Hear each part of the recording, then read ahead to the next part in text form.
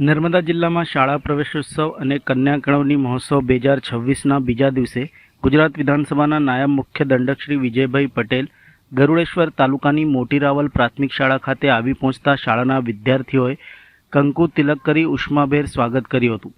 આ પ્રસંગે નાયબ મુખ્ય દંડક શ્રી વિજયભાઈ પટેલે મોટી રાવલ પ્રાથમિક શાળામાં આંગણવાડીના 3 બાલવાટિકાના 11 તેમજ ધોરણ 1ના 4 સહિત કુલ 18 ભૂલકાઓને શાળા પ્રવેશ કરાવ્યો હતો। શ્રી વિજયભાઈ પટેલે જણાવ્યું હતું કે આજરોજ તેશ્વર ફૂલવાડી અને મોટી રાવલ પ્રાથમિક શાળાઓમાં પ્રવેશ મહોત્સવ દરમિયાન શિક્ષણમય વાતાવરણ, સ્વચ્છતા અને શિક્ષકો દ્વારા આપવામાં આવતું ગુણવત્તાસભર શિક્ષણ જોવા મળ્યું, જે આનંદની બાબત છે। રાજ્ય સરકાર દ્વારા શિક્ષણ ક્ષેત્રે વિવિધ કલ્યાણકારી યોજનાઓને અમલમાં મૂકવામાં આવી રહી છે, જે વિદ્યાર્થીઓના શિક્ષણ દરમિયાન ઉપયોગી બને છે। વધુમાં વિદ્યાર્થીઓનું ભવિષ્ય ઉજ્જવળ બનાવવા માટે શાળાઓમાં આધુનિક તથા જરૂરી તમામ સુવિધાઓ ઉપલબ્ધ કરાવવામાં આવી છે।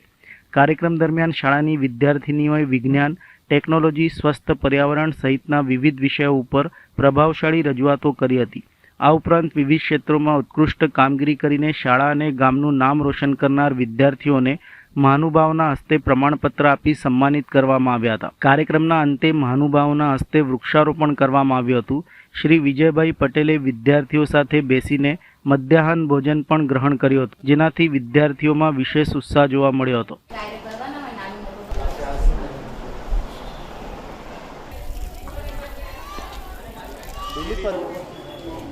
આજે નર્મદા જિલ્લાની અંદર અગતેશ્વર, ફૂલવાડી અને મોટી રાવલ પ્રાથમિક શાળાની અંદર શાળા પ્રવેશ મહોત્સવ દરમિયાન જવાનું થયું હતું।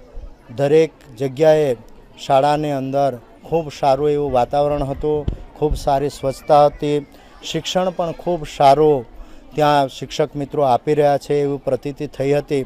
ખરેખર આ દેશના યશસ્વી વડાપ્રધાન શ્રી નરેન્દ્રભાઈ મોદી સાહેબે જે કન્યા કેળવણી મહોત્સવ અને શાળા પ્રવેશ મહોત્સવની શરૂઆત કરી ત્યારથી આ સમગ્ર ગુજરાતની અંદર જે ડ્રોપ આઉટ રેશિયો હતો એમાં ખૂબ ઘટાડો થયો છે।